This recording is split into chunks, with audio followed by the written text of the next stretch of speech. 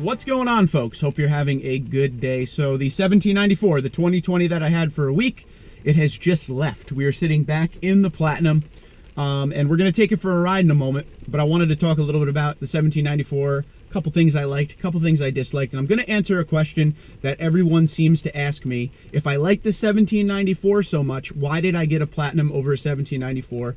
And there is an answer to that, which we will talk about on the ride. Also, I literally just drove the 1794. I drove it all week, but I drove it moments ago, really.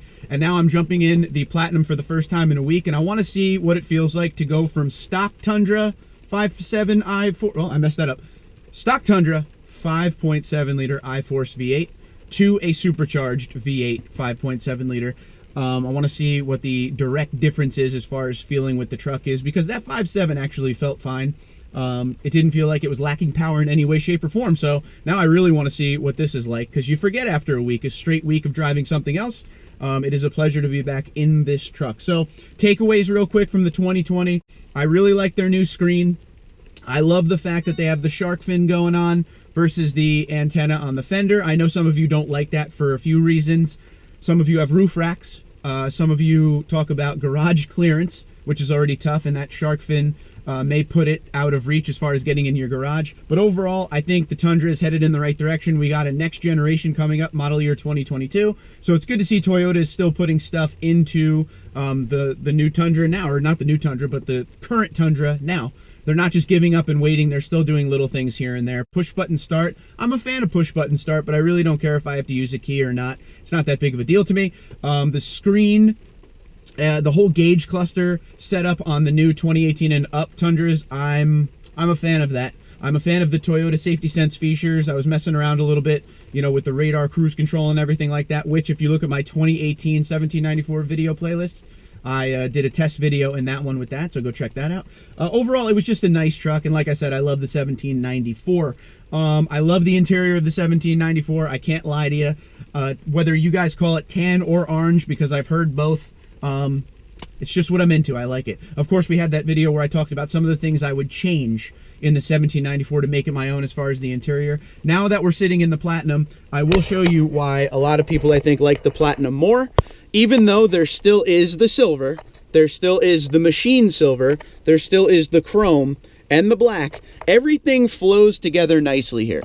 The gray, the silver, the black, everything has a nice flow as far as color goes.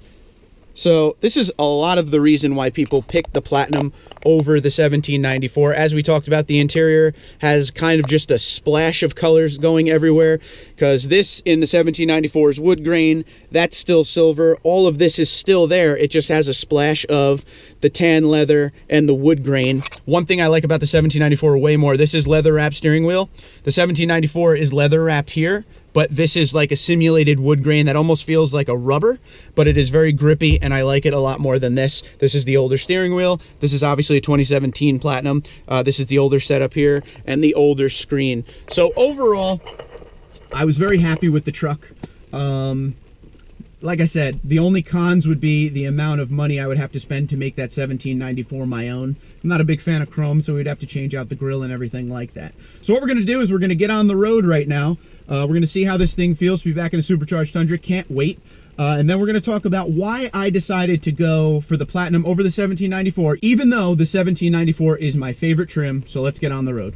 All right, I'm really sorry you're going to hear a little rain noise. It's pretty ugly out here today, but who cares, right? So anyway, it's funny because even pulling out of the driveway, to me, this Tundra, because I've done quite a few things to this Tundra versus the stock 2020 I just had, feels completely different. The Pro suspension at low speed is a little bit bouncy, but nothing too crazy. But this truck is a lot louder. You can really hear this exhaust versus the stock one that was on the 2020 we just had. But I mean, Tundras have a different feel to them, at least to me. Even when you go same trim to same trim, don't want to spin out. Yeah, gotta love that supercharger whine. I'm gonna try to explain this. I always try to explain this to people. bear with me on this, and if you agree with me, make sure you comment below, because so many people out there want to spend the money on a supercharger, but they're afraid to spend that much money without truly knowing what they're getting. So I'm going to try to explain this here. If you're a runner or someone who jogs or exercises, if you go for a run and you have a cold or some kind of respiratory issue or something, it kind of feels like your breathing is constricted. You're running and you're doing the same mileage and everything you normally do, but it feels like you're working a little bit harder to do it because you have a cold of some sort, okay? That is the comparison it feels like when you're driving a stock 5.7 V8 Tundra engine and a supercharged one, okay? You could still get the performance you want out of it, but you gotta work a little bit harder in the stock one. In the supercharged version like this, it's just there. It just feels like there's no constriction as far as when you're going and you're going for that run. Everything just feels like there's always power available. It doesn't feel like it's restricted at all. And that is the biggest difference, because I hear people say all the time, well, what's your 0 to 60? How fast does it do this? The thing you want to know, and those are all great things to know, how fast the truck is off the line and all the stuff you want the supercharger for, but at the end of the day, for long-term ownership of the supercharger, you're going to care about things like how the truck feels on a day-to-day basis when you're driving the truck regularly.